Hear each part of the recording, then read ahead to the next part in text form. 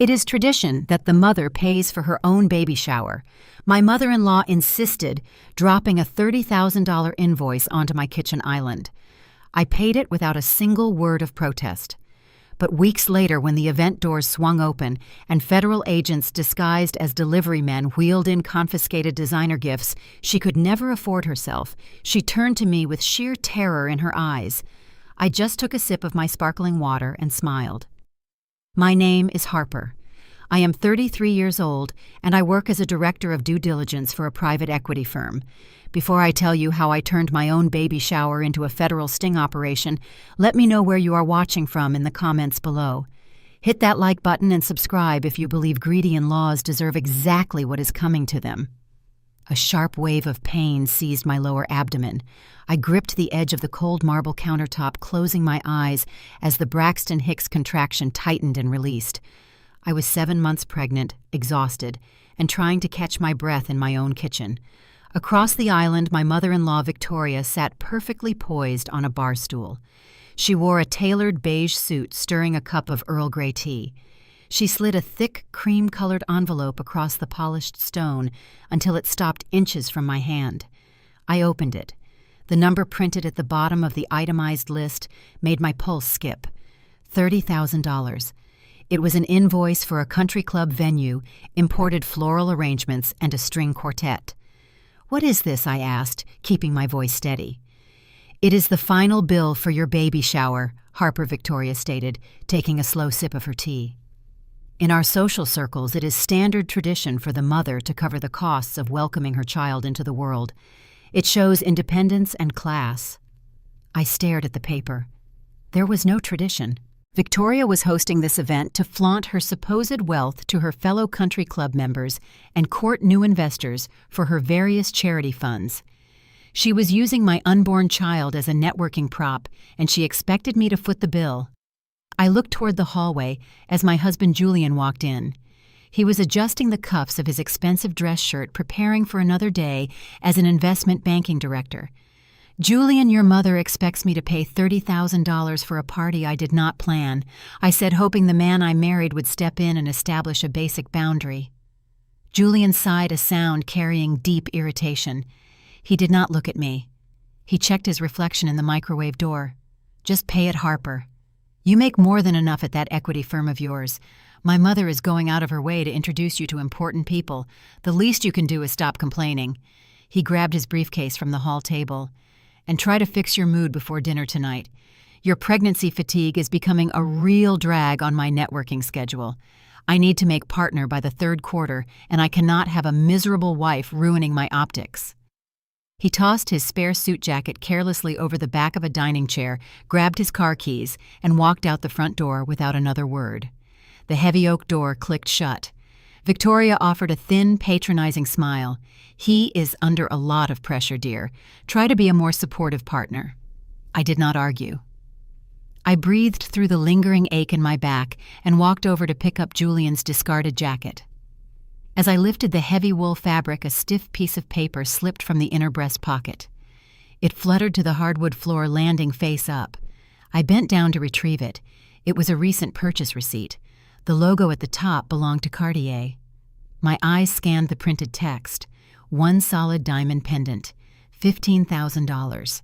The transaction was time-stamped from the previous afternoon. I reached up and touched my bare collarbone. My birthday had passed months ago. Our anniversary was not until winter.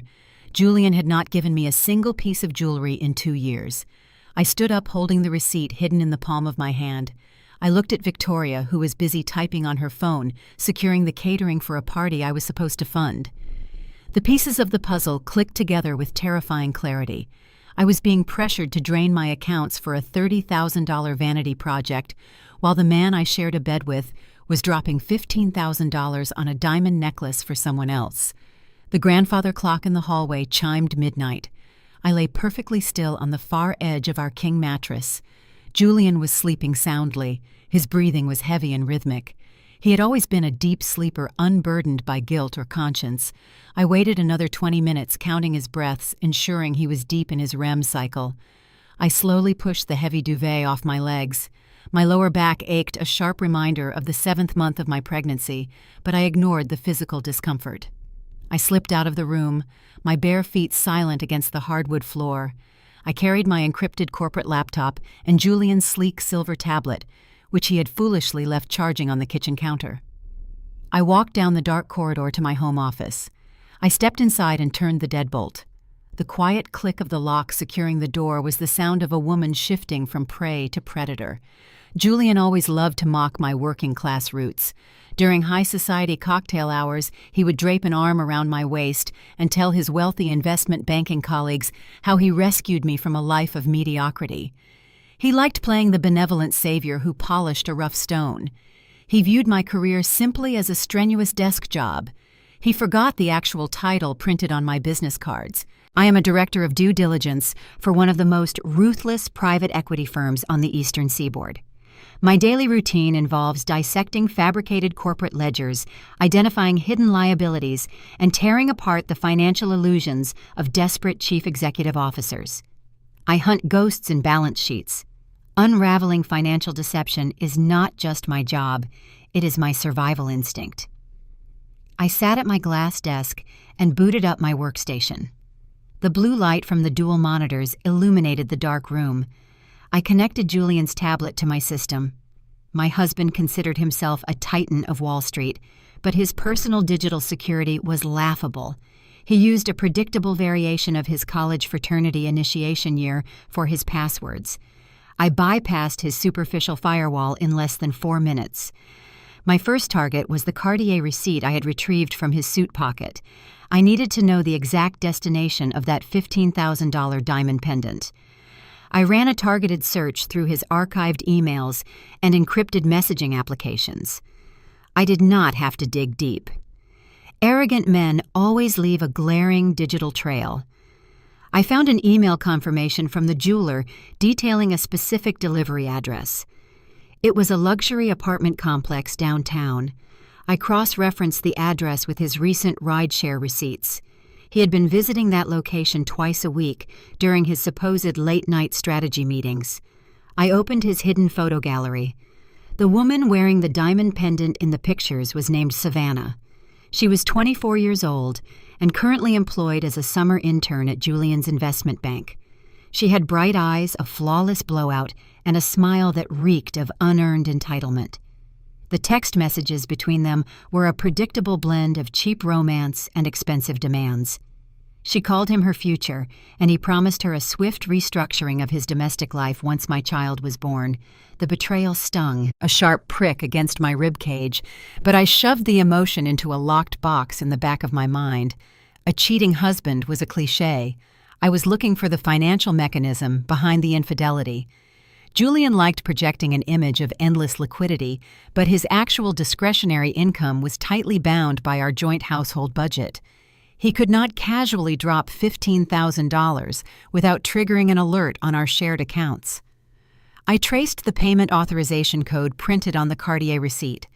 I routed the transaction through a deep packet inspection tool I utilized for corporate audits. The funding source materialized on my screen, and the truth hit me with the force of a physical blow. The money did not originate from his private checking account. It did not come from his annual bonus. The $15,000 had been drawn from a high-yield emergency line of credit. It was a specific financial safety net I had established years ago under my own Social Security number, intended exclusively for catastrophic medical emergencies or unforeseen property disasters. Julian had accessed it. He had deliberately bypassed the dual authentication protocols by forging my electronic signature and routing the approval emails to a dummy account he controlled. He was actively stealing my personal credit to drape diamonds around the neck of an intern. He intended to saddle me with a staggering high-interest debt while he planned his exit strategy. I stared at the glowing monitor. Most women would have slammed the laptop shut, marched into the master bedroom, and demanded an immediate explanation. They would have thrown the tablet at his head and filed for divorce the very next morning. But confronting a cornered narcissist only gives them time to spin a new narrative, hire a sleazy lawyer, and hide the remaining assets. I remained seated in the quiet office. My breathing was slow and measured. If he was bold enough to commit identity theft for a piece of jewelry, his financial recklessness did not stop there. I needed to look at the larger picture. I shifted my focus away from the cheating husband and turned my analytical gaze toward the mother-in-law.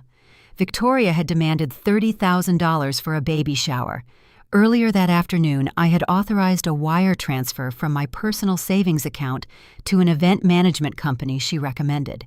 She claimed this specific vendor was highly exclusive and required full payment up front to secure the country club venue and the imported floral arrangements. I opened my banking portal and pulled the routing data for the $30,000 transfer. I fed the receiving account details into my proprietary corporate tracking software. The program began crawling through public registries' tax filings and corporate ownership databases. The progress bar inched across my screen. The silent hum of the computer fan was the only sound in the room. I took a sip of cold water, feeling the baby kick against my ribs. I placed a protective hand over my stomach, promising the child inside me that nobody would ever steal our future. The software chimed, delivering the search results. I leaned forward, my eyes scanning the complex web of data points. The receiving entity for my $30,000 was not an event planning agency. It was not a catering service. It was not registered anywhere near the country club. The routing number belonged to a limited liability company called Apex Sterling Holdings. The entity was registered to a post office box in Wilmington, Delaware. Delaware is a notorious haven for corporate secrecy, a state where individuals can establish shell companies without disclosing the identities of the true beneficial owners. It is the perfect blind spot for moving illicit funds. But shell companies always require a registered agent to file the initial paperwork. I ran a secondary search, utilizing a backdoor Federal Registry index I frequently used to vet international mergers. The digital veil parted, revealing the registered agent for Apex Sterling Holdings. The name printed on the official incorporation documents was a proxy lawyer, but the primary funding source, linked to the initial capitalization of the shell company, belonged to Victoria, my mother-in-law. The realization settled over me like a heavy winter chill. Victoria was not hosting a baby shower to celebrate her grandchild. She was not trying to introduce me to high society. She had instructed me to transfer $30,000 of my hard-earned savings directly into a phantom corporation she controlled. I dug deeper into the Delaware entity. The transaction logs associated with Apex Sterling Holdings were highly erratic. The shell company was receiving massive influxes of cash from various individual accounts and immediately dispersing those funds into secondary offshore trusts. There were no payroll records, no operational expenses, and zero legitimate business activities. It was a classic layering operation. Victoria was running a sophisticated financial washing machine. She was using the facade of elite charity galas and extravagant family events to funnel untraceable cash into her hidden accounts. The baby shower was nothing more than a convenient front to legitimize a sudden deposit of $30,000. My hands rested on the glass desk. I was living inside a house of cards constructed by criminals. Julian was committing wire fraud and identity theft to fund his infidelity. Victoria was orchestrating a complex money laundering scheme, using her own grandchild as the perfect, unassailable cover story. They looked at my modest upbringing and assumed I was a naive target, a reliable source of clean capital they could drain at their convenience. They thought they were the predators. They had no idea they had just invited a master auditor into their crime scene. I saved every single document, every IP log, and every fraudulent signature into an encrypted external drive. The sun was still hours away from rising, but the darkness in my life had officially lifted. I knew exactly what my next move had to be, and it required legal firepower that operated far above the jurisdiction of a standard divorce attorney. The morning sun pierced through the kitchen blinds, casting sharp geometric shadows across the marble island. I stood by the espresso machine, listening to the rhythmic grind of the coffee beans. My posture remained relaxed. My breathing was steady. The encrypted drive containing the blueprints of my husband and his corporate treason sat safely concealed inside the lining of my leather handbag. Julian strode into the kitchen, adjusting the French cuffs of his tailored suit. He looked well-rested, a man entirely unburdened by the financial wreckage he was quietly orchestrating behind my back. He reached for the ceramic mug I held out to him. He did not say thank you. He simply took a sip, checked his reflection in the dark glass of the oven door, and reminded me to schedule a dry cleaning pickup. I offered him a warm, placid smile. I told him to have a productive day at the investment bank. I watched him grab his leather briefcase and walk out the front door. The heavy engine of his silver Porsche roared to life in the driveway, fading as he sped down the tree-lined street. The second the engine noise vanished, my smile dropped. The dutiful, oblivious wife ceased to exist. I pulled my phone from my pocket and dialed a secure number. Chloe answered on the second ring. My younger sister knew my schedule perfectly, and an early morning call meant protocol had shifted. I bypassed any standard greetings and instructed her to gather Marcus. I needed to see them at their residence immediately. 40 minutes later, I parked my sedan in the driveway of their suburban home. Marcus opened the front door before I even reached the porch steps. Standing 6 feet 3 inches tall, Marcus commanded the space around him with effortless authority. As an assistant United States attorney specializing in white-collar crime and corporate racketeering, he possessed a mind that operated like a steel trap. He evaluated people and data with cold, unwavering precision. Chloe hugged me tight in the foyer, her eyes scanning my face for signs of distress. She found none. I handed Marcus a thick manila folder containing the printed ledgers, the Cartier receipt, and the Delaware Shell Company routing logs. We moved into his home office, a quiet room lined with heavy legal volumes and soundproofed walls. Marcus sat behind his mahogany desk. He opened the folder and began reviewing the documents. For 10 minutes, the only sound in the room was the crisp rustle of paper turning. He did not gasp. He did not express shock at the infidelity or the stolen $15,000. Federal prosecutors do not react to petty domestic betrayals. They hunt systemic rot. When Marcus reached the final pages detailing the $30,000 transfer to Apex Sterling Holdings, his dark eyes narrowed. His jaw set into a rigid line. He tapped a single measured rhythm against the desk with his index finger. He looked up at me, his gaze entirely stripped of familial warmth, replaced by the piercing focus of a federal investigator. "You traced the routing numbers for Victoria and her event company." Marcus stated, his voice a low, resonant baritone. I confirmed the action, explaining the blind drop in Wilmington and the proxy agent listed on the incorporation documents. Marcus leaned back in his leather chair, steepling his fingers. "Julian stealing from your emergency credit line is textbook identity theft," Marcus explained. "But your mother-in-law receiving funds through Apex Sterling Holdings escalates this situation into a different stratosphere." He turned to his secure terminal, his hands moving swiftly across the keyboard. He accessed a restricted federal database, inputting the entity identification numbers I had provided. A moment later, he turned the monitor so Chloe and I could see the screen. The name Apex Sterling Holdings was flagged with a stark red banner. "The Federal Bureau of Investigation is already looking at this entity," Marcus revealed. The room grew suffocatingly still. My sister inhaled a sharp breath, sinking into the guest chair. Marcus outlined the grim reality. Victoria is not just washing $30,000 to fund a lavish party. She is suspected of operating a sophisticated Ponzi scheme disguised as a high society philanthropic trust. The architecture of her fraud materialized before my eyes. Marcus detailed how Victoria had been soliciting extensive unrecorded investments from her wealthy Country Club associates, promising them astronomical returns under the guise of an exclusive charity endowment. But there was no endowment.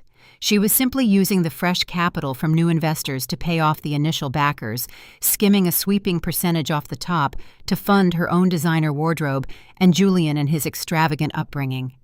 The scheme was a ticking time bomb relying entirely on a constant influx of new money to prevent the entire structure from collapsing. And right now, Marcus noted, tracing the timeline on the screen, her liquidity is drying up. The initial investors are demanding their quarterly dividends. She needs fresh targets. The realization hit me like a physical strike. The extravagant baby shower she forced me to fund was not a celebration of my child. It was a highly orchestrated theatrical performance. She needed the opulent country club venue, the imported floral arrangements, and the string quartet to project an image of untouchable financial stability. My unborn baby was nothing more than a sympathetic prop designed to disarm wealthy guests, making them susceptible to her fraudulent investment pitches. She was using my hard-earned savings to rent the stage for her next federal crime. Chloe gripped the armrests of her chair, looking at her husband. "We need to pull Harper out of that house today," Chloe urged. "We need to file for divorce and sever the legal ties before the feds raid the property." Marcus shook his head, his expression grim. "It is too late for a simple exit strategy," he warned. He looked directly at me, laying out the legal snare that threatened to pull me under. "You are legally married to an active participant in this fraud, Harper. Julian is shielding his own debts by leveraging your pristine credit. Furthermore, the paper trail shows a direct wire transfer of $30,000 from your personal savings account into a targeted federal shell company. To an outside investigator, you do not look like a victim. You look like a silent partner funding a criminal enterprise. If the federal authorities move on Victoria and Julian right now, they will initiate civil asset forfeiture protocols." The concept of asset forfeiture hung in the quiet office. Marcus explained that the government would not pause to separate my legitimate earnings from their stolen wealth. The moment the indictments dropped, the authorities would freeze every account bearing my name.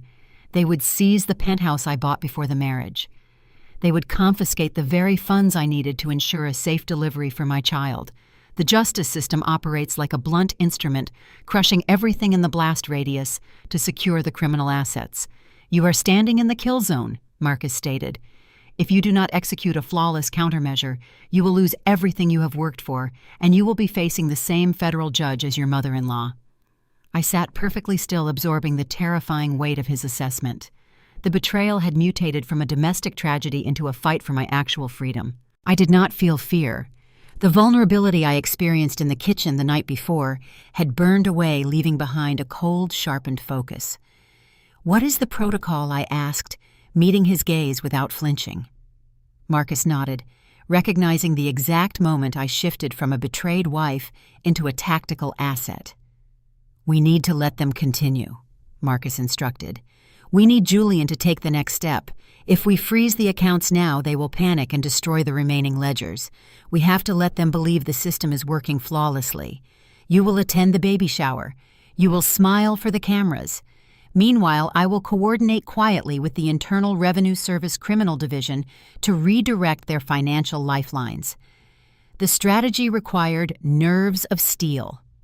I had to sleep next to a man actively plotting my financial ruin. I had to let a woman who viewed my child as a networking tool dictate my weekend schedule. I gathered my documents and stood up, ready to return to the viper nest. I promised Chloe I would keep my guard up. But the battlefield was about to become far more volatile than any of us anticipated.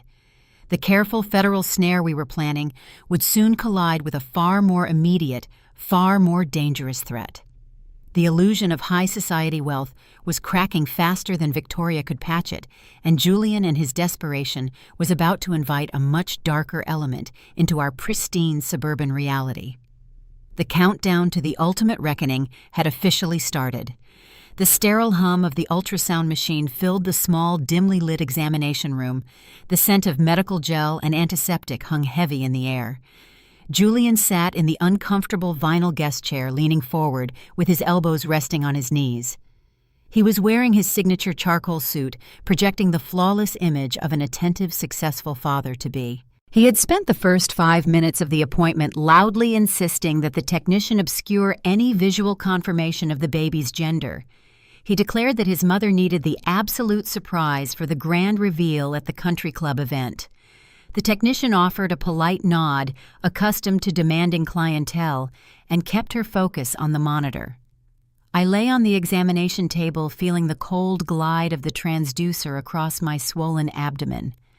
I stared at the grainy black and white image of my child, shielding my inner turmoil behind a mask of maternal calm. I knew exactly who Julian was. I knew about the diamond pendant, the intern, and the impending federal investigation hanging over his family. Yet here he sat, playing the devoted husband for an audience of one medical professional. The rhythmic, comforting sound of the fetal heartbeat filled the room. Julian reached out, attempting to place a warm hand over mine. I subtly shifted my fingers, breaking the contact just as his smartphone vibrated violently in his breast pocket. The sudden harsh buzz shattered the quiet intimacy of the room. Julian pulled the device from his jacket. I watched his eyes lock onto the caller identification. The performative warmth vanished instantly from his features. The color completely drained from his face, leaving a sickly ashen gray in its wake. A visible tremor shook his hand. He swallowed hard, his throat bobbing against the collar of his expensive shirt. "I need to take this," Julian murmured, his voice lacking its usual commanding resonance. "It is a critical client overseas. The market is fluctuating wildly today. Please excuse me for just a moment." He did not wait for an answer. He stood abruptly, the legs of the vinyl chair scraping loudly against the linoleum floor. He backed out of the room, pulling the heavy wooden door shut behind him. But in his frantic rush to escape the quiet room, the latch failed to secure. The door bounced back slightly, leaving a narrow half-inch gap. The technician kept her eyes on the screen, oblivious to the shift in atmosphere. I focused my hearing, tuning out the hum of the medical equipment. Julian had retreated a few yards down the hallway, believing the thick walls shielded his conversation. Through the slight opening, his hushed, desperate voice filtered back into the room. He was not discussing market fluctuations. He was not talking to a corporate client. He was pleading for his life. "Look, I told you I need more time." Julian hissed, his words tumbling out in a rapid, terrified sequence. "The liquidity is tied up right now. You know how these restructuring deals work. You cannot just demand that kind of capital overnight without raising massive compliance red flags." A heavy, suffocating silence followed as he listened to the voice on the other end of the line. The response must have been chilling because Julian let out a choked, breathless sound. He abandoned all pretense of corporate negotiation. "Do not threaten my family," Julian begged, his voice cracking with genuine, unadulterated fear. "I swear to you the money is coming. My mother has a major capital raising event this weekend. The new investors are already lined up. We will have the $500,000 in cash by Monday morning. I just need you to call off your guys. Please tell them to stop watching the house. I will get you the $500,000. I promise." The call ended abruptly. I heard Julian let out a long, ragged exhale, followed by a soft, frantic curse. I lay perfectly still on the examination table. The revelation struck with brutal clarity. Marcus had warned me that Victoria's Ponzi scheme was running dry, but the situation was far more volatile than a simple federal audit. Julian had not just mismanaged funds or stolen from my credit lines to impress an intern. He had sought emergency capital from the shadow economy to keep the fraudulent charity afloat. He had borrowed $500,000 from individuals who did not negotiate via lawyers or send polite collection notices. He had borrowed from loan sharks, and now the debt was due. The people he owed money to were currently surveilling our home. The danger was no longer abstract or confined to bank ledgers. It was physical. It was parked at the end of my driveway. The door pushed open, and Julian stepped back into the examination room. He attempted to rearrange his features into a relaxed, apologetic smile, but the underlying terror remained starkly visible. His pupils were dilated. A thin layer of sweat coated his forehead. He ran a trembling hand through his hair and took his seat in the vinyl chair. "Everything is fine," Julian lied, offering a tight, unconvincing grin. "Just a minor hiccup with a European merger. You know how these executives panic over nothing. Now let us focus on our little miracle." The technician concluded, the scan wiped the gel from my stomach, and quietly left the room to process the paperwork. The moment the door clicked shut, sealing us in privacy, Julian's demeanor shifted. The faux paternal warmth evaporated, replaced by a desperate, calculating intensity. He leaned forward, resting his elbows on his knees, his eyes boring into mine. "Harper, listen to me." Julian began, his tone dropping into a smooth, practiced cadence he usually reserved for hesitant investors. That call actually presented a very unique, incredibly lucrative opportunity for us. A massive commercial real estate portfolio just became available at a fraction of its market value.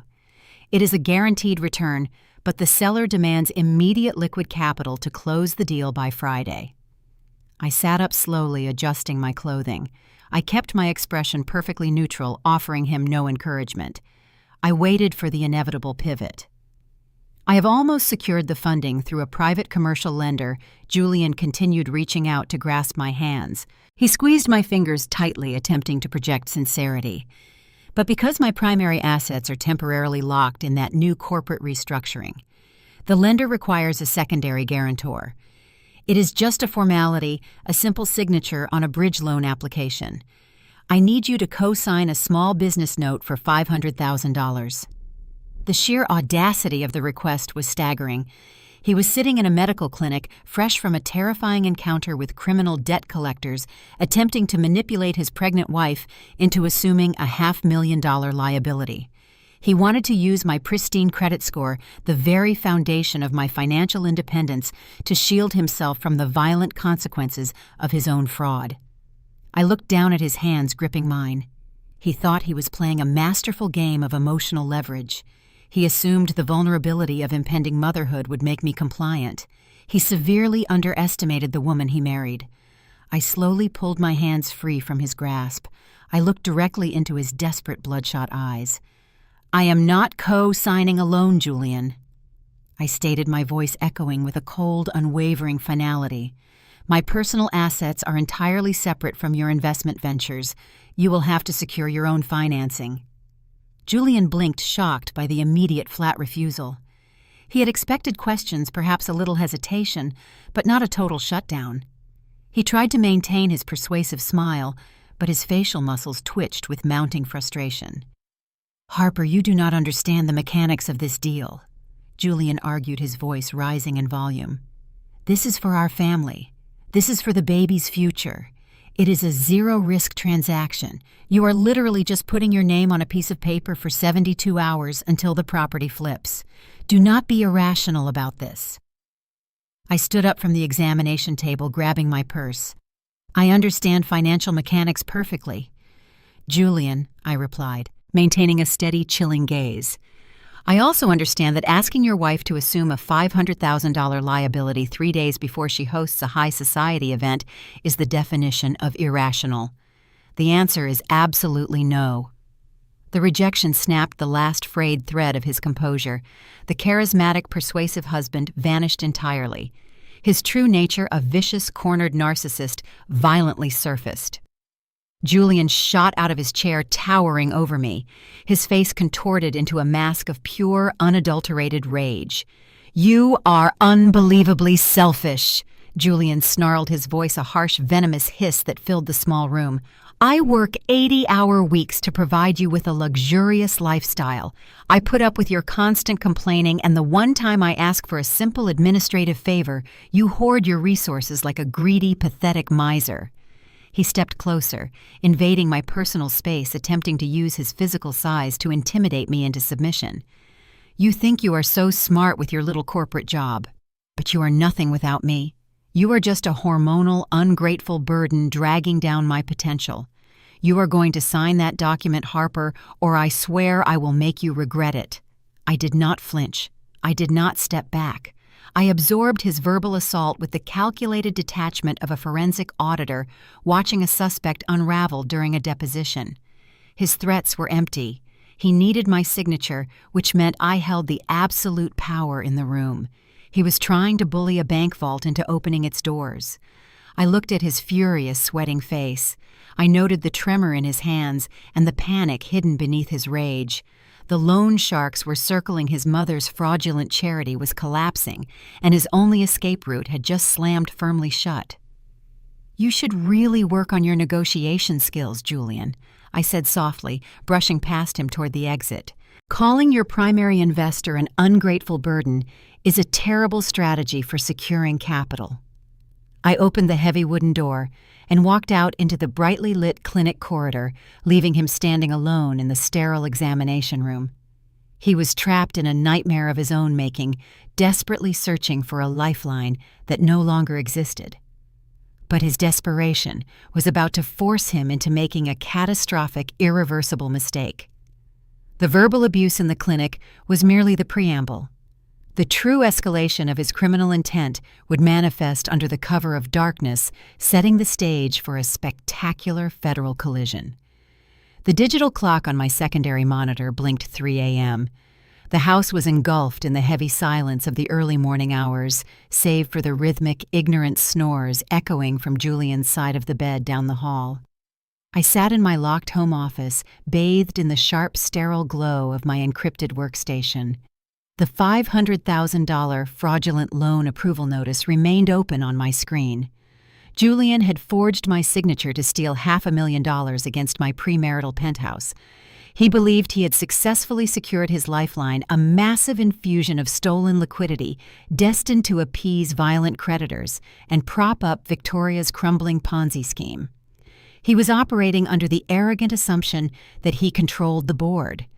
He failed to comprehend that I owned the entire digital infrastructure. In high-stakes financial warfare, the victor is always the one who controls the routing of the capital. I could not simply contact the lending institution to cancel the fraudulent home equity line of credit. If I halted the disbursement, Julian would immediately realize he was exposed. He would panic, likely attempting to flee the jurisdiction with whatever remaining assets he could liquidate, or worse, he might resort to physical desperation if the loan sharks closed in. More importantly, halting the transaction would erase the federal paper trail Marcus desperately needed to secure a grand jury indictment. The crime needed to be completed. The money had to move. But I absolutely refused to let $500,000 of my equity vanish into the untraceable void of offshore shell companies or the pockets of an organized crime syndicate. I needed to weaponize his theft. I needed to let him execute the wire transfer while secretly rerouting the payload directly into a federal vault. I opened a specialized, heavily encrypted communication channel and initiated a secure connection with Marcus. Despite the late hour, the Assistant United States Attorney answered the encrypted ping almost instantly. His response was a single line of text confirming the establishment of a secure federal protocol. Marcus had secured authorization from his superiors at the Department of Justice to deploy a highly restricted financial mechanism known as a honeypot account. A honeypot is a digital decoy. It is a fully operational, federally monitored escrow vault designed to mirror the exact appearance of a standard commercial holding account. To any external banking software or corporate auditor, the account looks perfectly legitimate, processing incoming wires with standard clearance codes. But once funds enter the honeypot, the trap snaps shut. The capital is instantaneously frozen, isolated from the global banking network, and classified as active federal evidence. No one, not Julian, not Victoria, and certainly not her shadowy creditors, could withdraw a single cent. Marcus transmitted a highly secure encrypted file containing the specific 9-digit routing number and the corresponding institutional account identifier for the designated federal honeypot. I received the data packet, my fingers flying across my mechanical keyboard as I began the delicate surgical process of altering the digital trajectory of the fraudulent loan. Julian had utilized a sophisticated online broker to originate the loan, prioritizing speed over rigorous compliance. He had established a digital disbursement profile within the lender's online portal, instructing the bank to wire the $500,000 directly into the primary operating account of Apex Sterling Holdings, Victoria's Delaware-based Shell Company. He had used my compromised credentials to authenticate the destination. I deployed a specialized penetration script, a tool I routinely utilized to audit vulnerable corporate networks for my private equity firm. The broker's superficial security protocols offered negligible resistance. I bypassed the two-factor authentication by intercepting the verification code routed to my own compromised email address, ensuring Julian remained completely unaware of the intrusion. I accessed the final disbursement authorization page. The digital ledger displayed the massive pending payout, locked and ready to execute when the banking network opened in a few hours. I deleted the routing information for Apex Sterling Holdings. With precise, measured keystrokes, I inputted the federal routing numbers Marcus had provided. I linked the fraudulent loan disbursement directly to the Department of Justice honeypot account. I meticulously scrubbed the internal metadata, ensuring the visual interface on Julian's end would continue to display the name of his mother's shell company. When he logged in to check the status, the portal would assure him the funds were safely en route to Delaware. He would watch the progress bar hit 100%, genuinely believing he had secured his salvation. In reality, he would be watching his own federal indictment materialize in real time. I executed the final save command, sealing the digital alteration. The trap was armed, the money was routed, the federal snare was perfectly concealed beneath a flawless illusion of success. With the hostile capital secured, my focus shifted to absolute defensive fortification. Julian had demonstrated a terrifying willingness to weaponize my personal assets to shield his own liabilities. The fraudulent mortgage was a glaring indicator that he viewed my entire net worth as an accessible reserve. I needed to render myself financially invisible. I needed to strip away every available asset, every liquid account, and every piece of real estate, leaving him with a target that legally did not exist. My sister Chloe operated a boutique legal practice specializing in aggressive high-net-worth asset protection and complex estate planning. While Marcus built the criminal case, Chloe had spent the last 48 hours quietly constructing an impenetrable legal fortress. She utilized a structure known as an irrevocable blind trust. This specific legal mechanism is designed to permanently sever an individual's direct ownership of their wealth. Once assets are transferred into the trust, the original owner relinquishes all legal control, assigning an independent fiduciary to manage the portfolio. The trust becomes a separate, autonomous entity, entirely shielded from personal litigation, creditor claims, and hostile divorce settlements. At 4:30 a.m., a secure digital package arrived from Chloe's firm. It contained the finalized legally binding incorporation documents for the newly established trust. The designated beneficiary of the trust was not me. The sole exclusive beneficiary was my unborn child. I opened the digital signing platform. I did not hesitate. I executed a comprehensive quitclaim deed, transferring the title of my luxury penthouse out of my personal name and directly into the corporate shell of the trust. Next, I systematically dismantled my liquid portfolio. I initiated massive wire transfers, draining my personal high-yield savings accounts, liquidating my private stock options, and emptying the emergency reserves Julian had attempted to plunder earlier. I channeled every single dollar into the heavily fortified accounts managed by the independent fiduciary. By 5:15 a.m., the sweeping financial restructuring was complete. On paper, I was entirely destitute. My personal bank accounts registered balances hovering near zero. I owned no real estate. I possessed no significant liquid capital. If Julian attempted to file for a hostile divorce and claim half of my assets, his aggressive lawyers would find nothing but empty ledgers. He was plotting to conquer a kingdom that had quietly vanished into the night. I leaned back in my ergonomic chair, the cool leather pressing against my spine. I watched the rising sun paint the city skyline in shades of bruised purple and harsh gray. The physical exhaustion of the sleepless night was completely overridden by a cold, calculating adrenaline. The board was set.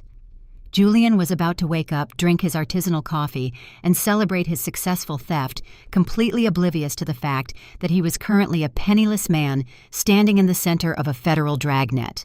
He thought he was preparing to attend a lavish high society baby shower to court new investors for his mother's fraudulent charity. He had no idea the event he was so eagerly anticipating was actually the venue chosen for his ultimate public destruction. The glaring midday sun bounced off the manicured greens of the Oak Ridge Country Club. I sat in a plush velvet chair inside the Grand Solarium, the designated venue for the impending baby shower. The room smelled of expensive imported lilies and the distinct cloying scent of generational arrogance. Victoria sat opposite me at a small glass tasting table, swirling a flute of vintage champagne. She was supposedly here to finalize the catering menu, a menu I had already paid $30,000 to secure, but her actual agenda was to ensure the venue reflected the exact level of opulence required to dazzle her next batch of fraudulent investors. "You know, Harper," Victoria murmured, not bothering to look up from her phone as a waiter placed a tray of delicate canapes between us. When Julian first brought you home, I had serious concerns about your ability to adapt to our standard of living. I worried your humble upbringing might clash with the expectations of our social circle. But I must admit, funding this shower yourself was a surprisingly classy move. It almost makes up for your lack of pedigree. I picked up a glass of sparkling water, ignoring her thinly veiled insult. She was playing the role of the benevolent matriarch, completely oblivious to the fact that I had just spent the entire night dismantling her son's financial existence and rerouting her illicit capital into a federal vault. "It is important to invest in the right image, Victoria," I replied evenly, my voice devoid of any defensive edge. "People need to believe the foundation is solid before they commit their resources." Victoria smiled, a sharp, predatory expression. "Exactly. Perception is everything in our world. You just have to make sure the right people are paying attention." The heavy mahogany doors of the solarium swung open, breaking our conversation. The sharp, rhythmic clicking of designer heels echoed against the polished marble floor. I turned my head, maintaining my relaxed posture, as a young woman confidently strode into the room. She was wearing a sleek, form-fitting designer dress that screamed of new money, carrying a clipboard as if it were a weapon. It was Savannah, the 24-year-old intern from Julian's investment bank, the woman starring in the hidden photo gallery on his encrypted tablet, the woman he was risking federal prison to impress, Savannah darling. Victoria called out, her tone shifting to a warm, welcoming register she rarely used with me. "Come sit down. Have some champagne." Savannah approached our table with the arrogant swagger of someone who firmly believed she had already won the ultimate prize. She offered Victoria a dazzling smile before turning her gaze to me. Her eyes swept over my maternity dress, lingering on my swollen abdomen with an unmistakable flash of disdain. She was not here as a guest. Victoria had officially designated her as the event coordinator's assistant, a convenient excuse to insert her son's mistress directly into the heart of my family celebration. "It is so lovely to finally meet you in person." "Harper," Savannah said, her voice dripping with artificial sweetness. "Julian talks about you all the time. He says you are just so incredibly focused on your little accounting job. It must be exhausting working those long hours while carrying a baby." I set my water glass down, my eyes locked onto the center of her collarbone. Resting perfectly against her skin, catching the bright sunlight streaming through the solarium windows, was the diamond pendant. The Cartier necklace Julian had purchased using my stolen emergency credit line. She was wearing the evidence of his identity theft proudly around her neck, parading it in front of my face like a victory trophy. It can be demanding. I agreed, my tone perfectly level. But I find that meticulous attention to detail always pays off in the end, especially when dealing with complex corporate liabilities. Savannah offered a dismissive laugh, clearly unbothered by my corporate jargon. She leaned down, resting one hand on the back of my velvet chair, invading my personal space. The scent of her expensive perfume was overpowering. She wanted to establish dominance. She wanted to prove that she held the true power in this dynamic. "Julian is under so much pressure right now," Savannah whispered, her voice dropping so Victoria could not hear. "He needs a partner who actually understands his ambitions, someone who operates at his level. He told me he is planning a major domestic restructuring right after the baby is born. He wants a clean slate, a fresh start in that beautiful penthouse of yours. It is going to be quite the transition for you, I imagine." She was taunting me. She genuinely believed Julian's fabricated promises. She envisioned herself moving into my luxury property, replacing me as the glamorous wife of a wealthy investment banker, completely unaware that the man she was sleeping with was drowning in debt to a violent criminal syndicate. She thought she had secured a golden ticket to the upper echelon of society. I did not flinch. I did not raise my voice or slap her manicured hand away from my chair. I simply turned my head slightly, looking directly into her eyes. The profound, freezing calm in my gaze caused her smug smile to falter for a fraction of a second. "That is a stunning necklace, Savannah," I remarked, my voice soft, yet carrying a razor-sharp edge. "The clarity of the stone is remarkable. Cartier, isn't it?" Savannah puffed out her chest, touching the diamond with a proprietary air. "Yes, it is. A very special gift from someone who appreciates true value. "It is very distinctive." I continued, holding her gaze with unyielding intensity. "It is the kind of piece that really stands out. I imagine it will look exceptionally striking when paired with a federal-issue orange jumpsuit." The silence that fell between us was absolute. Savannah's hand dropped from her neck. The arrogant posture instantly collapsed. Her mouth opened slightly, but no sound emerged. She stared at me, her eyes widening in sudden, profound confusion. She searched my face for a trace of a joke, a sign of hysterical jealousy, but found nothing but cold, terrifying certainty. "What did you just say?" Savannah stammered, her voice losing its confident polish, cracking into a nervous whisper. I smiled, a thin, chilling expression that offered no comfort. "I said enjoy the jewelry while you can. High-end assets are always the first things the authorities seize during a wire fraud investigation." I turned my attention back to Victoria, who was busy gesturing for the waiter to refill her champagne, completely oblivious to the devastating psychological strike I had just delivered. Savannah took a clumsy step backward, her designer heels scraping awkwardly against the marble floor. The illusion of her glamorous, untouchable future had just collided with a terrifying, incomprehensible threat. She did not understand the exact mechanics of the trap, but my absolute lack of fear told her everything she needed to know. The predator she thought she was hunting had just bared its teeth. The digital clock on the nightstand read 8 in the evening. Exactly 24 hours remained until the Country Club event. The house was deceptively quiet. I sat on the edge of the bed, feeling the weight of the third trimester pulling at my lower back. I knew the exact timeline of the banking sector. The fraudulent $500,000 home equity loan had been scheduled for final disbursement at 5 o'clock that afternoon. Julian expected those funds to land in his mother's Delaware Shell Company to satisfy his violent creditors. Instead, the capital had safely nested inside the Department of Justice escrow account. I was simply waiting for the inevitable detonation. The sound of tires skidding recklessly into the driveway shattered the evening silence. A car door slammed with enough force to rattle the front windows. Heavy, erratic footsteps pounded across the hardwood floor downstairs, followed by the frantic taking of the oak staircase. Julian was not walking. He was charging. The bedroom door flew open, hitting the drywall with a sharp crack. Julian stumbled into the room. The polished, charismatic investment banker was entirely gone. In his place stood a man unraveling at the seams. His custom suit jacket was missing. His silk tie hung loosely around his unbuttoned collar. His chest heaved with shallow, ragged breaths.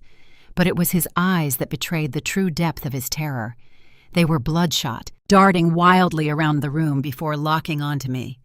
He reached behind him and shoved the bedroom door shut, twisting the deadbolt with a loud metallic click. The air in the room instantly thickened, turning stale and suffocating.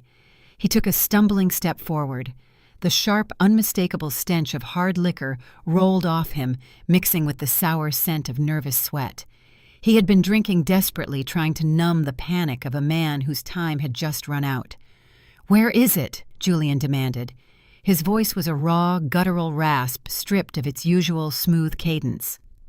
"What did you do to the routing numbers?" Harper. I remained seated on the edge of the mattress. I did not shrink back. I kept my posture straight, resting my hands gently over my swollen abdomen. I looked at him with the clinical detachment of an auditor reviewing a failed ledger. "I have no idea what you are talking about, Julian," I replied, my tone perfectly even. "Do not lie to me," he roared, closing the distance between us in 2 rapid strides. The lender authorized the disbursement. The bank manager confirmed the wire went out at 5 o'clock. But the escrow account is empty. The Delaware account is empty. The money vanished into thin air. He pointed a trembling finger at my face. "You did something. You found out about the application. You rerouted the capital. Tell me where the $500,000 went right now." His desperation was palpable. The men who operated in the shadows of the financial world, the loan sharks who were holding his life as collateral, did not accept banking errors as an excuse. They expected their payment, and Julian had shown up empty-handed. I stood up, ensuring I maintained eye contact. "I told you 3 days ago at the clinic that I was not signing a loan for you," I stated calmly. If you attempted to forge financial documents to secure capital, any resulting banking anomalies are your own problem. You should contact the fraud department. The mention of the word fraud severed his final thread of sanity. He lunged forward, closing the remaining gap. He shoved me backward. My shoulders hit the bedroom wall with a jarring thud. The physical impact sent a spike of pure adrenaline through my veins, but I forced my facial expression to remain entirely stoic. Julian leaned in close, pinning me against the drywall. His breath was hot and reeked of scotch. His eyes were wide, manic, and devoid of reason. "You smug, ungrateful liability," he hissed, spittle flying from his lips. "You think this is a game. You think you can use your little corporate tech skills to mess with my life. The people waiting for that money do not care about your bank accounts. They care about blood. If I do not wire those funds tonight, they are going to come to this house. They are going to take everything." He raised his right hand. His fingers curled into a rigid claw, aiming directly for the collar of my maternity blouse. The threat of imminent physical violence was a dark, suffocating shadow looming over me and my unborn child. He intended to physically assault me, to terrorize me into reversing a transaction he did not understand. He never got the chance to touch me. The solid wood of the bedroom door near the hinges groaned under a sudden, tremendous impact. A second later, the door frame splintered. The deadbolt tore free from the metal strike plate, and the door crashed open, rebounding violently against the wall. Marcus stepped across the threshold. My brother-in-law did not run into the room. He did not shout or wave his arms. He walked in with the slow, terrifying grace of an apex predator stepping into its hunting ground. Standing 6 feet 3 inches tall, Marcus commanded the space effortlessly. Behind him stood my sister Chloe, her phone gripped tightly in her hand, her eyes blazing with protective fury. I had given them a spare key weeks ago, warning them that Julian's financial collapse might trigger an erratic response. They had arrived right on time. Julian froze. His raised hand remained suspended in the air. The sudden explosive entry of a federal prosecutor into his locked bedroom short-circuited his alcohol-fueled rage. Marcus stopped exactly 3 feet away from Julian. He reached up and slowly unbuttoned his tailored suit jacket, letting it fall open. It was a subtle, highly deliberate movement, exposing his broad chest and signaling absolute readiness for a physical altercation if the situation demanded it. But Marcus did not raise his fists. He used a weapon far more devastating to a white-collar criminal. "Lower your hand," Julian Marcus ordered. His voice was not a shout. It was a low, resonant blade of sound that sliced straight through the tension in the room. Julian swallowed hard, his Adam's apple bobbing erratically.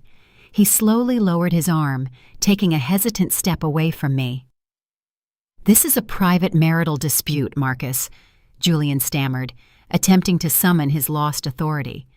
"You are trespassing. Get out of my house." Marcus tilted his head slightly, observing Julian the way a judge observes a convicted felon awaiting sentencing. "You are currently standing within striking distance of a pregnant woman," Marcus stated, his tone chillingly precise. "Under state law, laying a single finger on her constitutes aggravated battery against a vulnerable victim. That is a mandatory minimum sentence in a state penitentiary." Julian licked his dry lips, his eyes darting toward the splintered doorframe. "I was not going to hurt her. She stole money from my business account."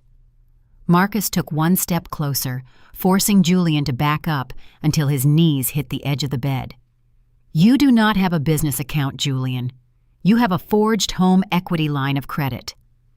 Marcus leaned forward slightly, lowering his voice into a lethal register. And since we are discussing legal definitions, let us review Title 18, United States Code Section 1344, the deliberate falsification of digital signatures to extract funds from a federally insured lending institution is bank fraud. That carries a penalty of up to 30 years in a federal facility. The color vanished from Julian's face. His bravado disintegrated, leaving behind nothing but a terrified, trembling coward. He realized in that exact moment that Marcus was not just acting as a protective brother-in-law. Marcus was speaking with the full, unyielding weight of the federal government. Julian looked at me, then at Marcus. His chest heaved as he struggled to pull air into his lungs. The realization that his fraudulent loan was not just a domestic secret, but a known fact to a federal prosecutor broke his spirit entirely. I did not steal the money. Julian whispered, his voice cracking into a pathetic whine. I swear to you, Marcus, the investors need that capital. If I do not pay them, they are going to hurt me. That sounds like a personal liability, I interjected, stepping away from the wall and smoothing my blouse. I suggest you consult your mother. I am sure her charity fund can offer you some relief. Marcus gestured toward the open doorway. You are going to pack a small bag, Julian. You are going to walk downstairs, and you are going to sleep on the sofa in the basement. If you attempt to come back upstairs, or if you raise your voice to my sister-in-law again, I will not call the local police. I will call my own tactical team, and you will spend the weekend in a federal holding cell awaiting arraignment. Do we understand each other? Julian nodded frantically. He did not argue. He did not pack a bag. He simply squeezed past Marcus, keeping his head down, and practically ran down the hallway toward the staircase. The sound of his rapid retreating footsteps echoed through the quiet house. Chloe rushed forward, wrapping her arms around me. Are you okay? She asked, her voice trembling slightly with residual adrenaline. I hugged her back, feeling the steady, reassuring presence of my chosen family. I am perfectly fine, I replied, pulling back and offering them both a calm, determined smile. The threat had been neutralized without a single punch being thrown. Julian was a broken man sleeping in his own basement, terrified of the shadows. Marcus buttoned his suit jacket, his predatory stance relaxing back into his usual professional demeanor. He took the bait, Marcus noted, looking toward the empty hallway. He knows the money is gone, but he does not know who holds it. Tomorrow is the shower. Victoria will expect a performance. I walked over to the dresser and picked up the delicate, custom-printed invitation to the Country Club baby shower. I let my thumb trace the expensive gold foil lettering. They thought they were hosting a high society gala to secure their fraudulent empire. They thought they could use my child as a shield to hide their financial rot. I looked at Marcus and Chloe. Tomorrow I promised, my voice ringing with icy anticipation, we give them exactly the performance they deserve. The trap was fully armed, the exits were locked, and the executioner was ready to take the stage. Exactly at 2 o'clock on Sunday afternoon, the heavy mahogany doors of the Oak Ridge Country Club Grand Ballroom swung open. The space was an undeniable masterpiece of extravagant wealth, designed specifically to overwhelm the senses and project an aura of absolute financial security. Towering floral arrangements of imported white orchids flanked the entrance, their sweet scent masking the deep systemic rot underlying this entire gathering. Sunlight poured through floor-to-ceiling windows, catching the multifaceted brilliance of a dozen massive crystal chandeliers suspended from the vaulted ceiling. Over 150 guests milled about the polished marble floor. This was not a gathering of close friends and family eager to celebrate a new life. This was a highly curated assembly of the city elite. Tech venture capitalists, seasoned real estate developers, and legacy fortune heirs stood in tight circles, sipping top-tier champagne from delicate crystal flutes. They were here because Victoria had strategically utilized her country club membership to cultivate relationships with individuals possessing significant liquid capital. Victoria glided through the crowd, wrapped in a shimmering, floor-length silk evening gown. She moved with the predatory grace of an experienced grifter working a mark. She stopped at every major table, laughing loudly, placing a hand on the arms of wealthy investors, and seamlessly weaving the narrative of her own immense generosity into every conversation. I am just so thrilled to host this event for my wonderful daughter-in-law, Victoria, projected, ensuring her voice carried across the adjacent tables.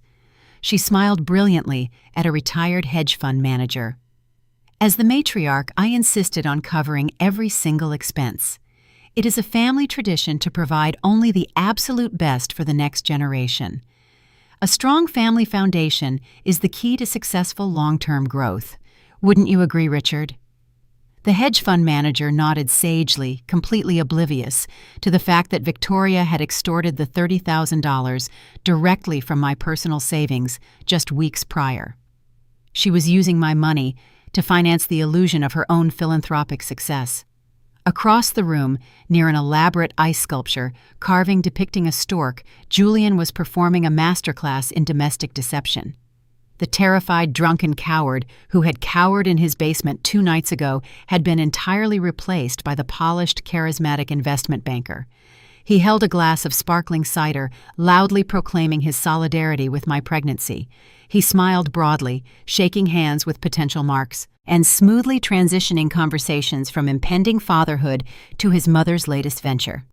Becoming a father really shifts your perspective, Julian announced to a group of affluent doctors. It makes you realize the importance of building a legacy that impacts the community. That is exactly why I am partnering with my mother to expand our philanthropic investment portfolio next quarter. We are targeting aggressive, tax-advantaged community projects that yield incredible dividends.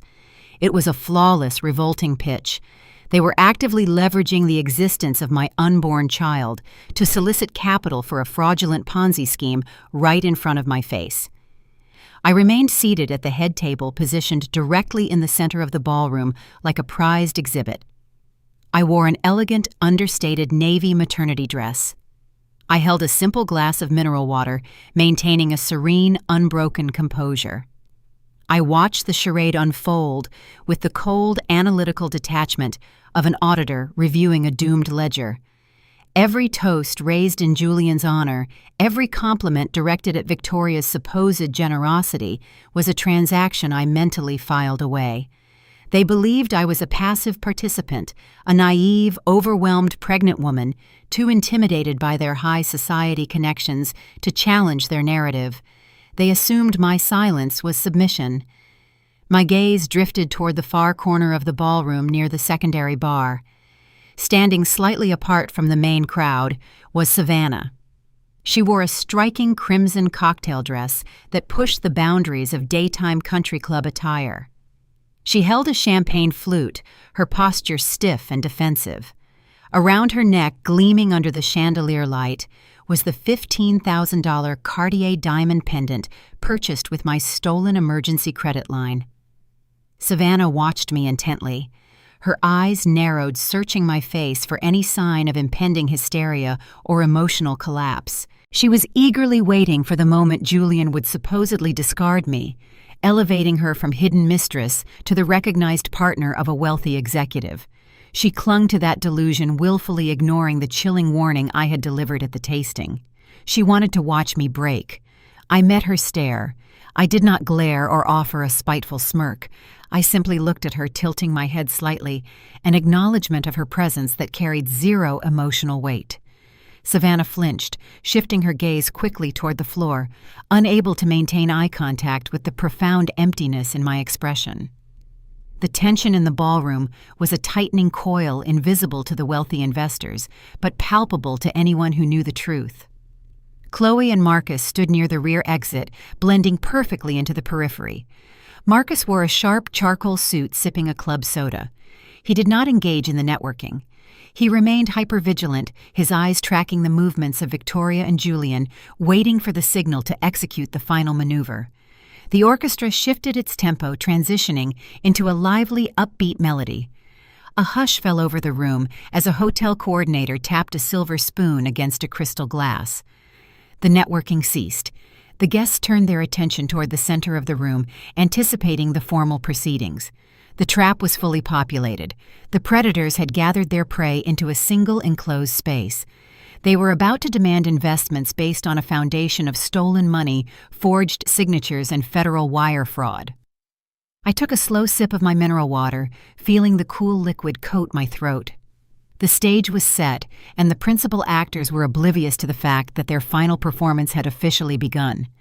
They were about to take the microphone, entirely unaware that the audience they were trying to impress would soon become witnesses to their absolute destruction. The quiet chatter of the country club elite faded entirely as Victoria tapped the microphone, the sharp electronic thrum commanding absolute silence. She stood center stage, bathed in the soft glow of the overhead spotlights, looking every bit the benevolent matriarch she desperately wanted the room to believe she was. The string quartet stopped playing. 150 pairs of eyes focused directly on her. Victoria adjusted the microphone stand with a manicured hand. She offered a warm, sweeping smile that reached every corner of the room except the one where I sat. Thank you all for being here today to celebrate the impending arrival of my first grandchild, Victoria, began her voice smooth and practiced. Family is the absolute cornerstone of everything we do. When Julian first brought Harper into our lives, we knew it would be an adjustment. Harper comes from a very different background than the one we are accustomed to here at Oak Ridge. She grew up with significant challenges, navigating a world far removed from the privileges we often take for granted. A low murmur rippled through the front tables. I kept my posture rigid, my face a mask of polite interest. Victoria was executing a textbook narcissist maneuver. She was weaponizing my working-class upbringing, presenting it not as a testament to my resilience, but as a tragic flaw that required her intervention. We saw a young woman who needed guidance. Victoria continued pressing a hand dramatically to her chest. We opened our home to her. We provided the structure, the support, and the resources necessary to elevate her into our world. Watching her thrive under our care has been one of the most rewarding experiences of my life. It is a profound reminder of the impact we can make when we choose to uplift those less fortunate. She paused, letting the implication hang heavily in the air. She was explicitly claiming credit for my entire existence, entirely erasing the grueling decade I spent climbing the corporate ladder to become a director of due diligence. She was actively rewriting history to paint herself as a savior, and I was merely her charity case. This brings me to the true purpose of our gathering today. Victoria pivoted smoothly, shifting from domestic savior to corporate fundraiser. Uplifting a single individual is a blessing, but uplifting a community is a legacy. That is why Julian and I established the Apex Sterling Philanthropic Trust. We are dedicated to providing aggressive financial support to underserved business sectors, ensuring that the less fortunate have access to the same capital opportunities that built our own family empire. She gestured broadly toward the crowd. Today, as we celebrate new life, I invite you all to join us in creating new opportunities. We are opening a new round of funding for the Apex Sterling Trust. Together, we can extend the same generosity we showed Harper to countless others in need. Polite, enthusiastic applause broke out across the ballroom. I watched as several older men in tailored suits exchanged approving nods. The grift was flawless. She had seamlessly blended a heartwarming family narrative with a pitch for an illegal Ponzi scheme, using the false premise of my rescue as the emotional hook. Julian stepped up to the microphone as his mother stepped back. He adjusted his collar, projecting the image of a seasoned financial titan. He looked out over the crowd, his eyes passing right over me without a flicker of acknowledgement. "My mother is too modest," Julian announced, his voice booming with unearned confidence. The Apex Sterling Trust is not just a charity, it is a highly aggressive investment vehicle. We utilize proprietary restructuring models to guarantee unprecedented returns for our partners. In the last quarter alone, my personal portfolio management strategies secured over $500,000 in immediate liquid capital injections for our latest venture. My grip tightened around the stem of my water glass. The sheer breathtaking audacity of the man was almost cinematic. He was standing in front of 150 wealthy investors, openly bragging about a $500,000 acquisition. He was taking public credit for financial brilliance based entirely on a fraudulent home equity loan secured through federal identity theft. He was boasting about stealing my money to impress the people he desperately wanted to defraud next. "This is the power of forward-thinking investment," Julian declared, raising a glass of champagne. "We are building an empire that secures our family's future and guarantees the prosperity of our partners. To the next generation and to the limitless potential of the Apex Sterling Trust." The ballroom erupted in a louder, sustained round of applause. Waiters circulated immediately, offering fresh drinks and discreetly distributing sleek, embossed informational brochures detailing the fraudulent trust. I watched as 3 prominent real estate developers standing near the front pulled expensive pens from their jacket pockets, clearly preparing to write substantial checks. From her vantage point near the bar, Savannah caught my eye. She leaned against a high-top table swirling her drink. The corners of her mouth curled upward into a cruel, pitying smirk. She shook her head slowly, looking at me as if I were a pathetic, discarded relic. In her mind, the speech was a public execution of my dignity. She believed Julian and Victoria had successfully humiliated me, reducing me to a silent, grateful dependent while they secured the funds to finance her luxurious future. They expected me to lower my head. They expected me to shrink into the velvet chair, utterly crushed by the public reminder of my supposed inferiority and their overwhelming dominance. I did not shrink. I placed my glass of mineral water gently onto the table. The ice clinked softly against the crystal. I turned my head slightly, bypassing Julian, Victoria, and Savannah. I looked across the crowded ballroom past the applauding investors and the circulating waiters until my eyes locked onto the far corner near the exit doors. Marcus was standing exactly where I needed him to be. He had finished his club soda. His hands rested casually in his pockets, his broad shoulders relaxed. Our eyes met across the vast expanse of the room. I did not nod. I did not wave. I simply maintained unbroken, absolute eye contact for 2 full seconds. It was the only signal required. Marcus shifted his weight. He pulled his right hand from his pocket and tapped a short, specific rhythm against his thigh. The quiet movement was imperceptible to the cheering crowd, but it was the definitive tactical command. The charade had reached its apex. The evidence had been publicly stated, the fraud openly admitted, and the investors actively solicited. The federal threshold had been crossed. I sat back in my chair, folding my hands neatly in my lap. I looked back toward the stage where Victoria and Julian were currently accepting handshakes and congratulations from their wealthy marks. The smug satisfaction radiating from their faces was a fragile, temporary illusion.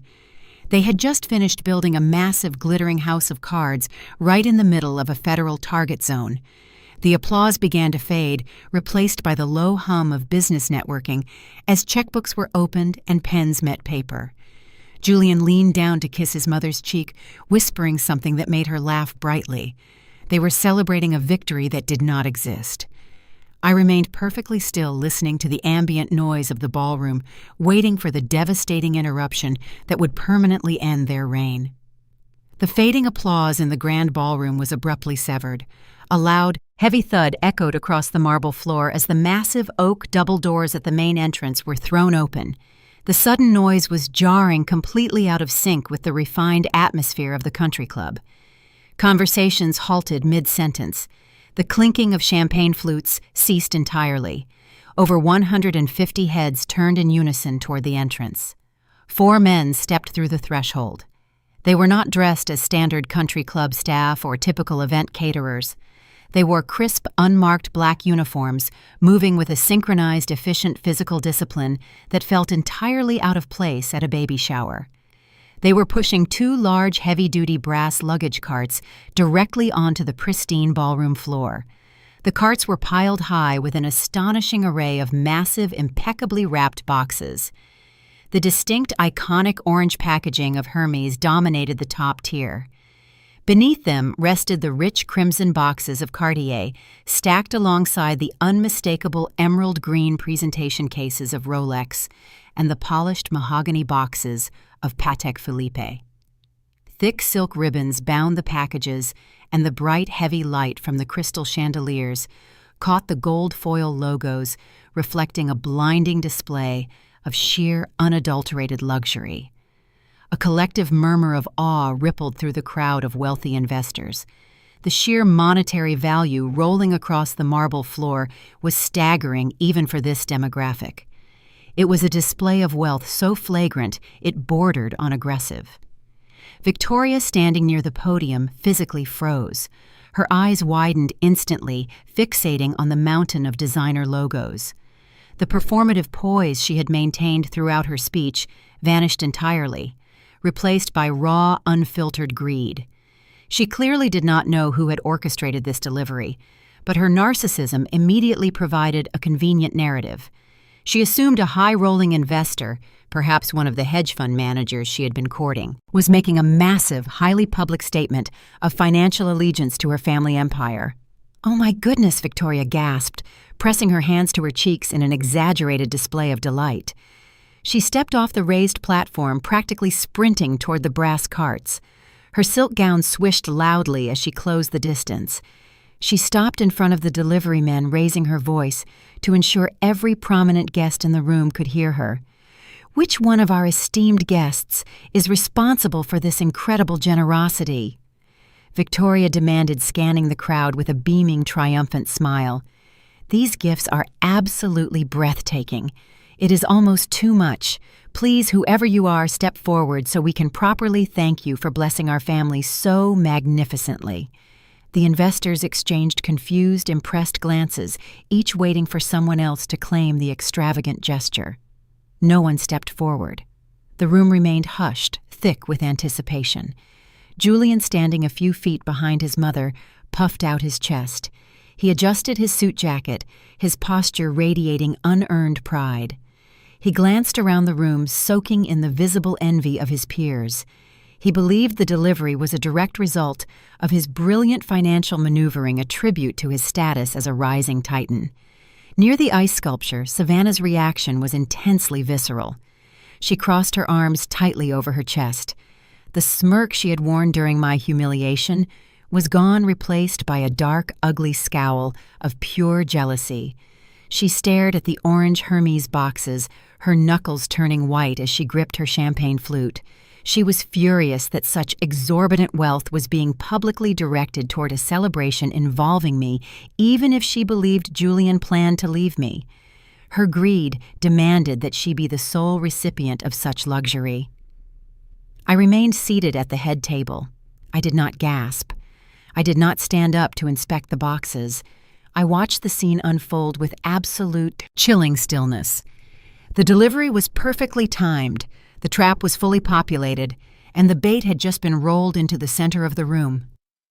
The delivery men parked the brass carts directly in front of the podium, forming a physical barricade of luxury goods between Victoria and the seated guests. They did not speak to Victoria. They did not offer a congratulatory greeting. They simply stepped back, crossing their arms behind their backs, adopting a rigid, silent stance. Victoria, entirely oblivious to their tactical posture, reached out to touch the silk ribbon on a Cartier box. "I cannot even imagine what is inside," she cooed, looking back at Julian. "This is exactly the kind of support the Apex Sterling Trust inspires." I stood up. The movement was slow, deliberate, and commanded immediate attention. The quiet scrape of my chair pushing back against the floor drew the eyes of the guests nearest to the head table. I did not rush.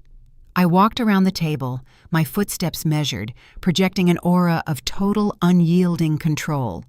I approached the podium, stepping directly into the space Victoria had vacated. Julian frowned, a flicker of genuine confusion crossing his face. "Harper, what are you doing?" He asked, his voice low, tinged with warning. "Sit down. Let Mom handle the gifts." I ignored him entirely. I reached out and took the microphone that Victoria had left resting on the wooden stand. The cold metal was heavy in my hand. I turned to face the room, looking past the towering pile of designer boxes, past my stunned husband, and directly at the sea of wealthy investors who had just been solicited for capital. I lifted the microphone. A sharp, brief screech of feedback echoed through the speakers, instantly silencing the remaining whispers in the ballroom. 150 faces stared at me, waiting for the grateful, emotional response of an overwhelmed mother-to-be. They were about to receive something entirely different. The grand illusion constructed by my in-laws was about to meet the crushing, undeniable reality of a forensic audit. I looked at Victoria, whose hands were still resting greedily on the Cartier box. I allowed a slow, freezing smile to spread across my face. It was the smile of an executioner who had just finished sharpening the blade. "You asked who sent these gifts, Victoria." I spoke into the microphone, my voice echoing off the vaulted ceiling with a cold, piercing clarity that severed the remaining tension in the room. The polite smiles of the attending investors faltered. They recognized the sharp, unforgiving tone of a corporate takedown, not the joyous gratitude of an expectant mother. Victoria frowned, her hand hesitating over the silk ribbon of a Hermes box. Her eyes darted toward me, a flicker of genuine apprehension breaking through her carefully curated arrogance. "Harper, what are you talking about?" She demanded, her voice tight, attempting to maintain her matriarchal authority. "This is neither the time nor the place for your mood swings." I did not break eye contact. I leaned slightly closer to the microphone. "Those are not gifts, Victoria," I stated, enunciating every syllable so the words landed like physical strikes. "Those boxes contain asset forfeitures." A sharp collective intake of breath sucked the air out of the grand ballroom. The investors in the front row took an instinctive, synchronized step backward, physically distancing themselves from the brass delivery carts. They were titans of industry. They knew exactly what the term asset forfeiture implied in a financial context. It meant federal intervention. It meant proximity to a crime scene. I raised my free hand, pointing directly at the towering pile of designer logos. "Those boxes contain the physical evidence of your staggering greed," I continued, my voice gaining lethal momentum. "They contain the luxury watches, the imported leather goods, and the custom jewelry that you and your son purchased using capital siphoned directly from your fraudulent investment trust." Julian's face went completely slack. The blood drained from his cheeks so fast he appeared translucent under the chandelier lights. The charismatic investment banker persona dissolved instantly, exposing a terrified, cornered fraudster. He took a stuttering step toward the podium, his hands raising in a frantic defensive gesture. "Harper, stop talking right now!" Julian hissed, his voice cracking with raw panic. "Turn off the microphone. You are confused. You are making a massive, humiliating mistake in front of my clients." I ignored his desperate command, shifting my gaze across the room until I locked onto the woman standing frozen near the ice sculpture. "And speaking of stolen assets," I said, amplifying my voice to ensure the entire room followed my line of sight, "let us discuss the specific logistics of Julian's recent acquisitions." Savannah stood paralyzed, her crimson dress standing out sharply against the pale marble floor. The smug, victorious smirk she had worn all afternoon had been entirely eradicated. "That stunning diamond pendant currently resting on your neck." "Savannah," I announced, ensuring every wealthy guest in the room turned to stare at the 24-year-old intern, the Cartier piece that Julian supposedly bought to celebrate his impending divorce. He did not purchase that with his executive bonus. He lacked the basic liquidity. He purchased that $15,000 necklace by committing identity theft and drawing the funds directly from a high-yield emergency credit line registered exclusively under my Social Security number. Savannah let out a high-pitched, strangled shriek. Her hands flew up frantically, clutching the diamond pendant as if it had suddenly turned into burning coal. She looked around wildly, realizing she was no longer the envied mistress waiting in the wings. She had just been publicly branded as the recipient of stolen federal funds in front of 150 corporate elites. The wealthy women standing nearest to her visibly recoiled in disgust. Julian snapped. The realization that his secret life and his financial crimes were being broadcast simultaneously shattered his final shred of restraint. He lunged toward the podium, his face twisted into a mask of pure, unhinged fury. He intended to physically rip the microphone from my hands and drag me off the stage. He never made it past the delivery carts. Marcus materialized from the periphery of the ballroom with terrifying speed. The Assistant United States Attorney moved with the decisive, brutal efficiency of a tactical operative. He stepped squarely into Julian's path, interposing his broad 6'3" frame directly between my husband and the podium. Marcus did not throw a punch. He did not need to. He simply planted his feet and braced his shoulder. Julian slammed hard into Marcus's chest, bouncing off the federal prosecutor like a bird hitting a reinforced glass window. Julian stumbled backward, gasping for air, his custom suit rumpled. Marcus stood immovable, his dark eyes radiating absolute chilling authority.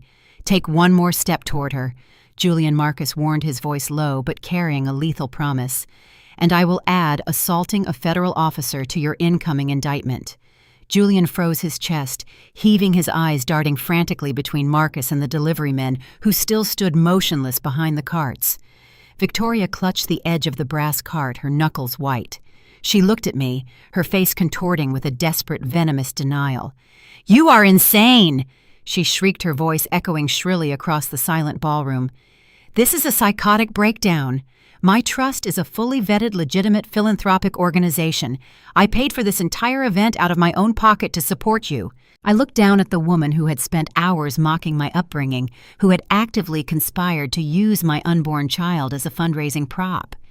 "It is incredibly fascinating that you continue to boast about funding this event, Victoria," I replied, my tone devoid of any emotion. "It is a bold public relations strategy, considering I personally initiated the $30,000 wire transfer to cover this venue." I paused, letting the silence stretch, ensuring the wealthy investors, hanging on my every word, absorbed the magnitude of the lie. But what is even more fascinating, I continued delivering the final devastating blow, is the routing data attached to that specific transfer. I did not send $30,000 to a legitimate event management company. I sent it to Apex Sterling Holdings, a Delaware-based shell company registered to a proxy lawyer but capitalized entirely by you. The investors in the room began muttering aggressively. Several men immediately reached into their breast pockets, pulling out the informational brochures Victoria had distributed earlier, staring at the financial details with newfound intense scrutiny.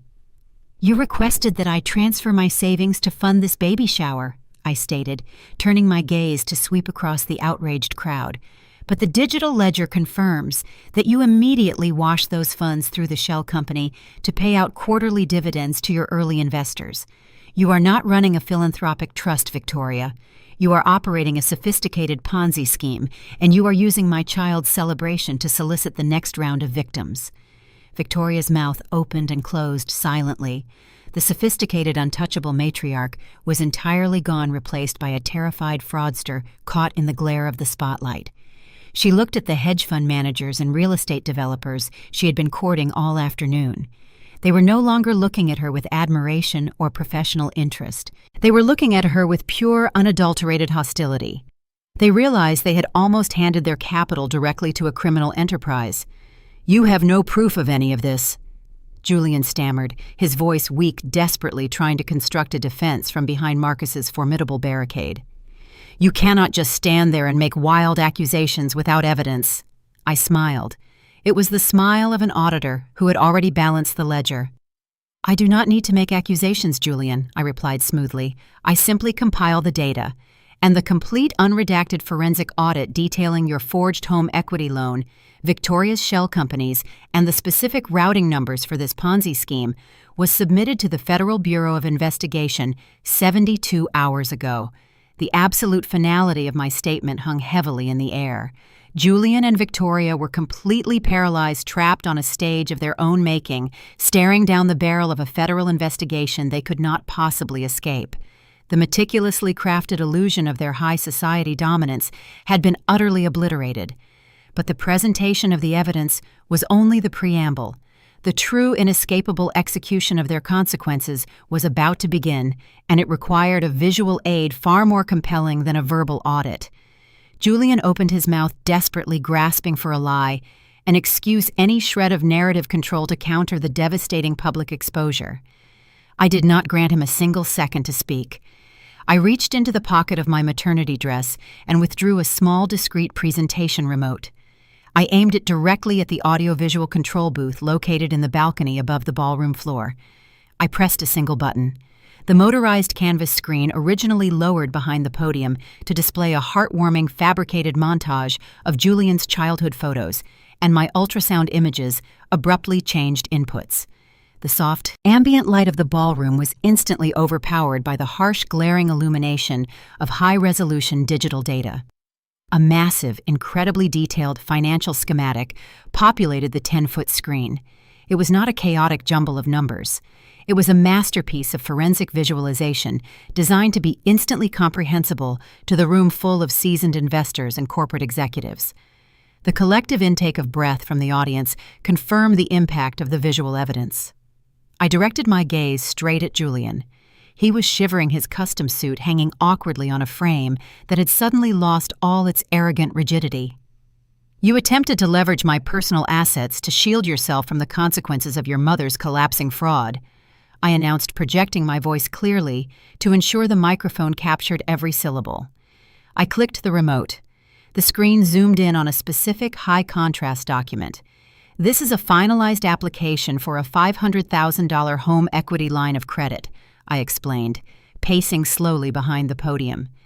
"The application is secured against a luxury penthouse that I purchased entirely with my own funds prior to our marriage. The application bears a digital signature claiming to be mine." I clicked the remote again, bringing up a side-by-side comparison of the forged digital authorization and my certified legally binding signature from the county deed registry. The discrepancy was glaringly obvious, an amateur attempt at duplication that would not survive 5 minutes of professional scrutiny. "You forged my signature, Julian," I stated coldly. "You committed severe federal bank fraud to extract $500,000 from my property. You needed that capital urgently because the shadow lenders financing your mother's Ponzi scheme were actively threatening your physical safety. You also intended to divert a portion of that stolen equity to secure a luxury lease for your 24-year-old intern." Savannah let out another sharp, humiliated gasp, sinking lower behind the high-top table, desperately trying to hide from the burning stares of the Country Club elite.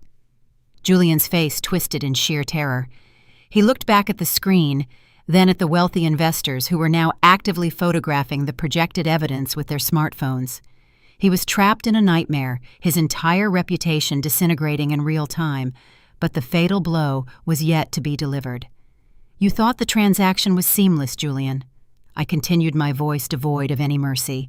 "You checked the lender portal, you saw the approval.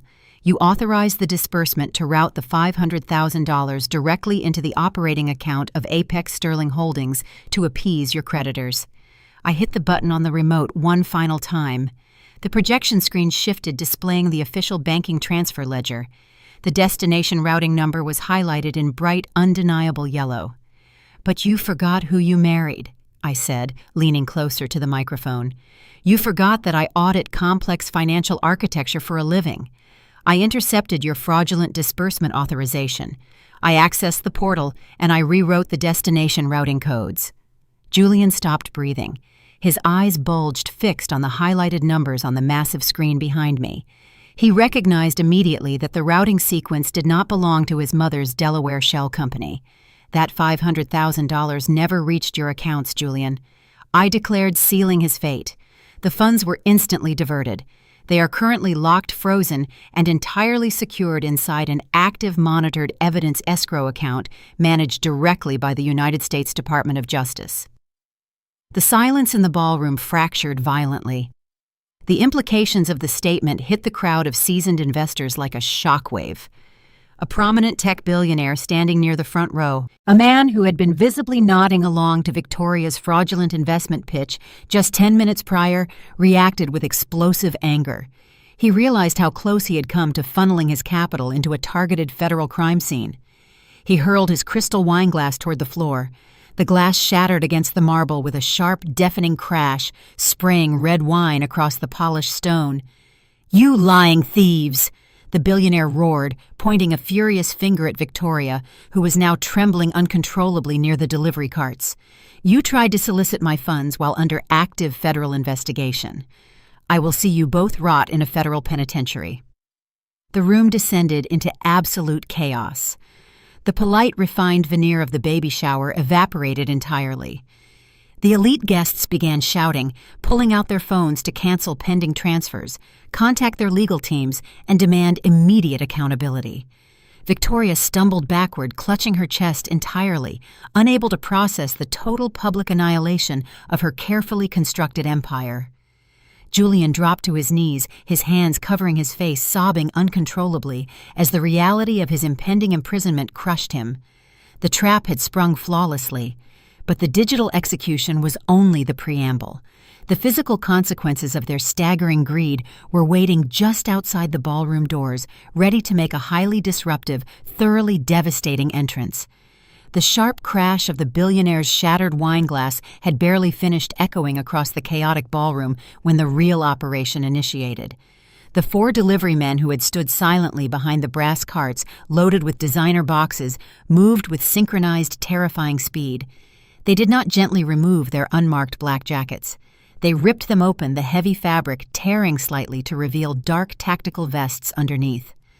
The bold, unmistakable yellow lettering of the Federal Bureau of Investigation and the Internal Revenue Service Criminal Investigation Division blazed across their chests.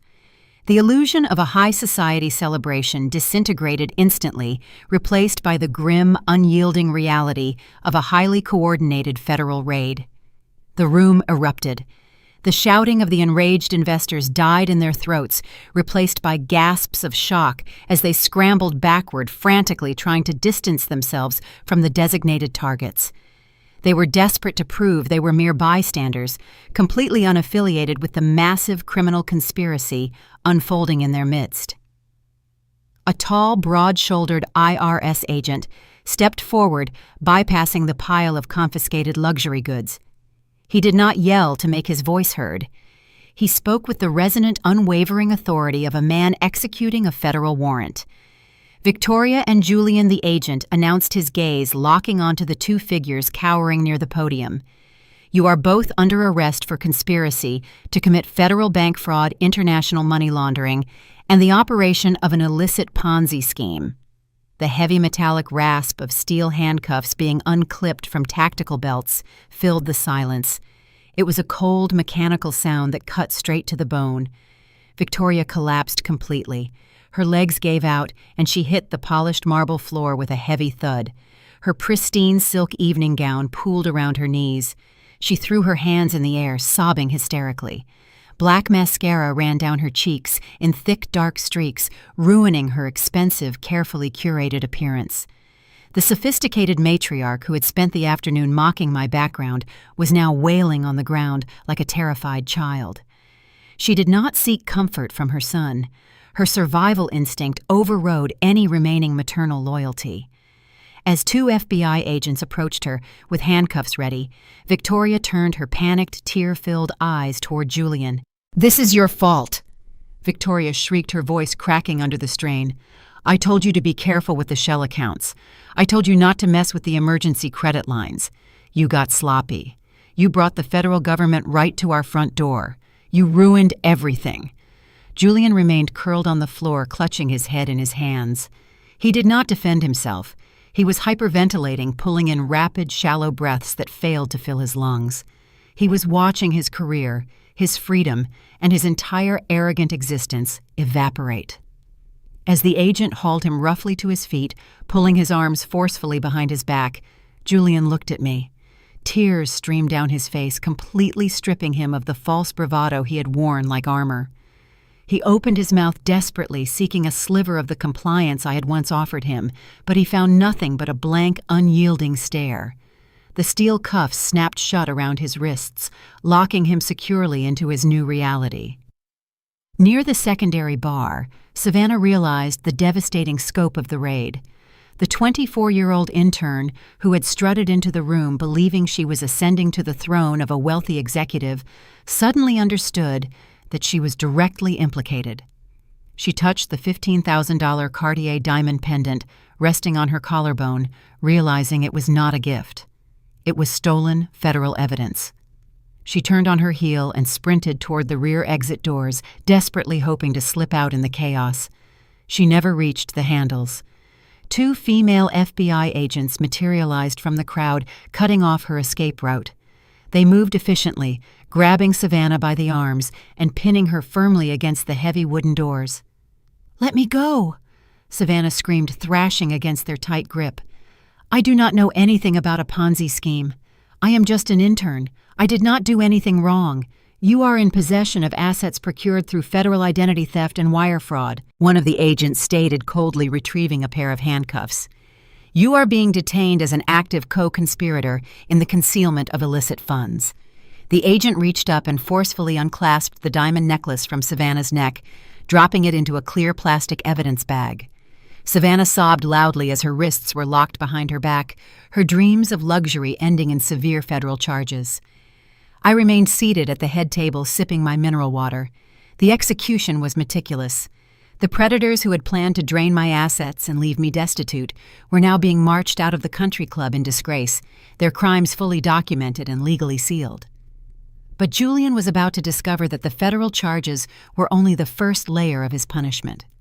He still had one final excruciating choice to make, and it would cost him the very last shred of leverage he thought he possessed.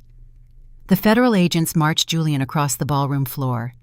His custom suit was ruined, his expensive leather shoes dragging slightly against the marble. The wealthy investors parted like the Red Sea, aggressively turning their backs to avoid any perceived association with the disgraced executive. The route to the main exit took him directly past the head table where I remained seated. As he approached, Julian stopped. He planted his feet and violently twisted his shoulders, breaking the grip of the agent holding his left arm for just a fraction of a second. Before the officers could regain total control, he dropped heavily to his knees. The impact sent a dull thud echoing through the quiet space. He looked up at me, his eyes bloodshot and frantic, rimmed with the terrified tears of a man staring at a lengthy federal prison sentence. He did not look at my face. He stared directly at my swollen abdomen. "Harper, please," Julian begged, his voice cracking, reduced to a hoarse, desperate plea. "You have to stop this. You know these prosecutors. Tell them it was a misunderstanding. I am the father of our child. You cannot let this baby be born while I am locked in a cage. He needs me. I will change. I will give back every dollar. Just fix this." He was deploying his final, most manipulative tactic. He was using the biological connection to the child he had been entirely willing to abandon, attempting to weaponize my maternal instinct to secure his own salvation. He believed the societal expectation of a traditional family unit would force me to shield him from the consequences of his own fraud. I did not flinch. I did not offer a single word of comfort. I simply looked down at him, my expression a mask of cold, unyielding detachment. Marcus stepped forward. The Assistant United States Attorney moved with fluid, lethal purpose, positioning himself firmly between my chair and the kneeling fraudster. Marcus did not raise his voice. He did not need to. He commanded the space entirely. He reached into the breast pocket of his tailored charcoal suit and withdrew a thick, securely stapled legal document. He held it up for a brief second before dropping it directly onto the marble floor right between Julian's knees. "That is not a plea deal for the federal charges," Julian Marcus stated, his voice a low, resonant baritone that carried absolute authority. "The FBI and the IRS have their own cases, and they will prosecute you fully for the wire fraud and the Ponzi scheme. That document is a voluntary termination of parental rights." Julian stared at the heavy packet of paper. His breathing hitched. He looked up at Marcus, confusion temporarily overriding his panic. "You want me to sign away my child?" Julian stammered, his eyes darting back to me. "Why would I ever do that?" Marcus leaned down slightly, closing the distance, ensuring his words struck with maximum impact. "Because my sister-in-law currently holds the exclusive digital records, proving you forged her signature to secure a $500,000 loan." Marcus explained, his tone clinical and precise. "That specific act of identity theft and bank fraud is a separate, distinct crime from the mess you made with your mother's shell companies. If she pursues civil and criminal litigation against you for that specific $500,000 fraud, the judge will stack the charges consecutively."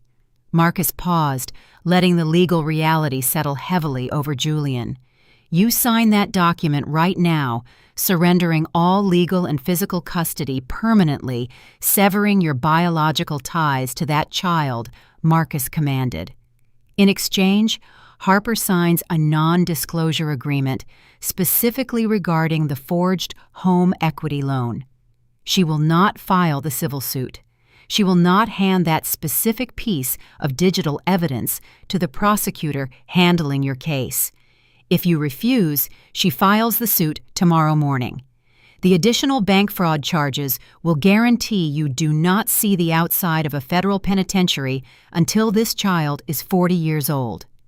The choice laid bare on the marble floor was brutally simple. Julian was staring at the rest of his natural life behind bars, or a slightly reduced sentence purchased with the permanent surrender of his parental rights. He looked at the document, then back up at me. He was searching my face for a bluff, for a hint of hesitation, a sign that the woman he had manipulated for years was still hiding somewhere beneath my calm exterior. He found nothing but a blank, impenetrable wall. "I am not bluffing, Julian," I said softly. "Sign it, or I will bury you." The sheer cowardice that had defined his entire life finally broke him.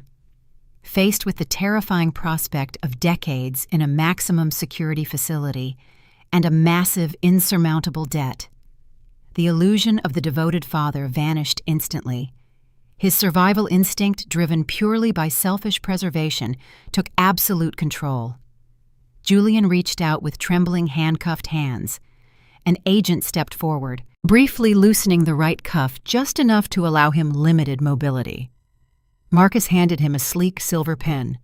Julian did not read the dense legal paragraphs detailing his permanent removal from our lives. He did not hesitate or shed a single tear for the child he was abandoning. He hastily scrawled his signature across the bottom of the final page, the ink scratching harshly against the paper. He traded his child for a shorter prison sentence. Marcus retrieved the signed document, checking the signature carefully before slipping it back into his breast pocket. He nodded to the federal agents. The officers yanked Julian back to his feet, securing the handcuffs tightly. They marched him out of the ballroom, his head bowed in absolute, irreversible defeat. The toxic anchor that had threatened to drag my child into a life of chaos was permanently severed. The execution was complete, leaving me entirely free to build my own empire. 6 months drifted past the catastrophic Country Club raid, culminating inside the sterile, wood-paneled walls of a federal courthouse. The justice system moves with a deliberate, grinding certainty. I sat in the polished gallery, a silent observer, to the final destruction of the apex sterling illusion. Victoria and Julian stood before a federal judge, stripped of their bespoke suits and silk evening gowns. They wore standard-issue khaki jumpsuits.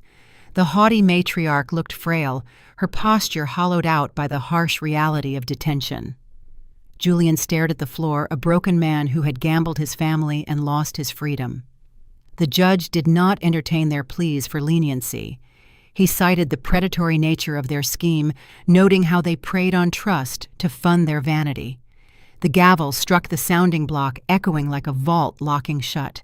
They received 18 years in a federal penitentiary for wire fraud, money laundering, and operating a fraudulent investment vehicle. The court ordered total asset forfeiture. Every luxury car, every piece of prime real estate, and every hidden offshore account was seized to pay restitution to the defrauded investors. Their names were erased from the financial sector, blacklisted and disgraced. Savannah stood at a separate defense table, weeping softly as she received a 5-year sentence in a women's correctional facility for her role in concealing stolen funds. She traded a Cartier diamond for a concrete cell. I watched them get escorted through the heavy oak doors, feeling no pity, only the quiet satisfaction of a balanced ledger. Today, the air in my life is crisp and untainted. I am sitting behind a sprawling glass desk on the 50th floor of a downtown skyscraper. The panoramic windows offer an unobstructed view of the city's skyline, a grid of endless potential that I now navigate not as a director of due diligence, but as the newly appointed chief executive officer of the equity firm. The promotion was swift. The board recognized that a woman who could orchestrate a federal sting operation while in her 3rd trimester was the exact kind of leader required to steer a multi-billion-dollar portfolio through turbulent markets. The corner office is quiet, insulated from the noise of the streets below. A few feet away from my desk rests a handcrafted wooden bassinet. Inside, my healthy, thriving baby boy sleeps peacefully, his tiny chest rising and falling in a steady, calming rhythm. He is blissfully unaware of the storm that raged before his birth. He will never know the toxic manipulation of his grandmother or the cowardice of his biological donor. He is protected by a fortress forged in fire. The irrevocable blind trust I established during those dark early morning hours holds an expanding portfolio of investments, commercial real estate, and corporate dividends. My son is the sole untouchable heir to a pristine financial empire. No creditor, no grifter, and no ghost from my past can ever reach him. My survival was not a solitary achievement. True power requires a foundation of unwavering loyalty, something I found entirely outside my marital ties. The heavy glass door to my office opens, and Chloe walks in carrying 2 cups of artisan coffee, followed closely by Marcus. My brother-in-law wears his usual sharp suit, a subtle smile touching his lips as he peers into the bassinet. They are my chosen family. They stood like an impenetrable shield when the walls of my life threatened to cave in. We do not share the toxic transactional bonds that defined Victoria and Julian. We share genuine respect and mutual protection. Marcus hands me a thick, freshly printed dossier. It is not an acquisition portfolio. It is the finalized incorporation paperwork for a new philanthropic initiative I launched last month. We named it the Vanguard Financial Shield. It is a legal and forensic accounting organization dedicated exclusively to women trapped in systemic financial abuse. I use a significant portion of my executive salary to retain elite attorneys and auditors for the foundation. We step in when husbands forge mortgage documents, when partners empty joint savings accounts, and when abusers use credit scores as weapons of domestic control. My team traces the hidden assets, freezes the illicit transfers, and hands these vulnerable women the exact tools they need to reclaim their independence. We unwind coercive debt structures and track cryptocurrency hidden in divorce proceedings. I took the very trauma that was meant to break me and engineered it into a lifeline for others. Every time our foundation secures a legal victory for a targeted wife, I feel another piece of my past heal. We teach them how to secure their routing numbers, how to lock their social security files, and how to build firewalls around their future. The organization is growing rapidly, a testament to the unfortunate reality that financial predation is a common domestic weapon. But we are leveling the playing field. The sunlight catches the edge of the glass desk, illuminating the quiet sanctuary I built from the ashes of betrayal. Society often dictates a very specific script for betrayed women. The world expects tears. It expects chaotic public confrontations, shattered glassware, and desperate pleas for closure. The predators rely on those emotional explosions to paint their victims as unstable, hysterical, and irrational. They use your loud grief to justify their quiet cruelty. Julian and Victoria assumed my stoic demeanor was a symptom of submission. They looked at my calm posture in the kitchen, my quiet nods during their extravagant planning sessions, and my steady gaze at the country club, and they diagnosed me as a weak, compliant target. They failed to understand a fundamental truth about survival. Silence is rarely empty. Never mistake the quietness of a woman for defeat. When the shouts stop, when the arguments cease, and when the tears dry up, it does not mean she has surrendered. It means she has shifted her focus. It means she is gathering data, tracing the routing numbers, and coordinating with the people who actually matter. Sometimes a woman's silence is simply the necessary focus required to draft a flawless execution order. The betrayal did not destroy me. It served as the crucible that refined my instincts. I learned that you cannot negotiate with parasites, and you cannot plead for respect from individuals who view you as a stepping stone. You must outthink them, outmaneuver them, and let their own breathtaking arrogance dig the pit they will eventually fall into. If you ever find yourself sitting across the table from someone who is actively trying to diminish your worth or steal your future, do not raise your voice.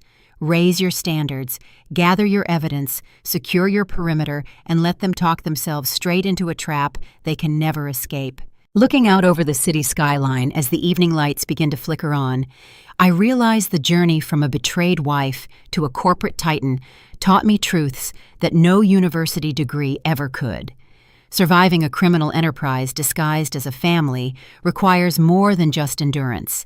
It demands a fundamental rewriting of how you view trust, leverage, and power. The first lesson I carried out of that country club is that financial literacy is your ultimate armor. Julian and Victoria relied on the assumption that I would blindly hand over my savings and ignore the intricacies of bank loans to keep the peace. They weaponized marital trust to forge documents and siphon equity. Understand the architecture of your own wealth. If you do not track your routing numbers, secure your credit, and verify your assets, a predator will gladly do it for you. Money is not merely currency. It is the foundation that dictates whether you are an active participant in your life or a hostage to someone else's greed. The second truth reshaped my entire definition of loyalty. Society conditions us to believe a marriage certificate or a shared social circle guarantees safety. My former in-laws used those exact social constructs as a smokescreen for their predatory behavior. True family is never an entitlement. It is a demonstrable action. Family is the sister who opens her door at dawn and the brother-in-law who drafts federal injunctions to protect your unborn child. Surround yourself exclusively with people who stand as a protective shield between you and the fire, rather than those who try to hand you the matches. The final and most crucial lesson is mastering the profound power of emotional detachment. When faced with betrayal, human nature screams for a loud confrontation. We want to hurl accusations, demand apologies, and force the guilty parties to acknowledge our pain. But giving an abuser your raw emotion only hands them the blueprint to your vulnerabilities. I won my freedom because I swallowed my fury and weaponized my silence. Let the narcissists talk. Let them boast, plan, and feel superior. While they are busy performing for an audience, you can quietly change the locks, audit the ledgers, and hand their confessions directly to the authorities. True justice does not require a raised voice. It requires an airtight dossier. If you have ever found yourself standing in the wreckage of a broken trust, wondering how to rebuild your life into an untouchable fortress, know that your darkest moments are simply the raw materials for your ultimate comeback. Turn your grief into strategy and your silence into a sharpened blade. Thank you for listening to my story. If you want to hear more tales of strategic justice and calculated payback, make sure to subscribe to Rabbit Revenge. Leave a comment below sharing how you took your own power back, and I will see you in the next video.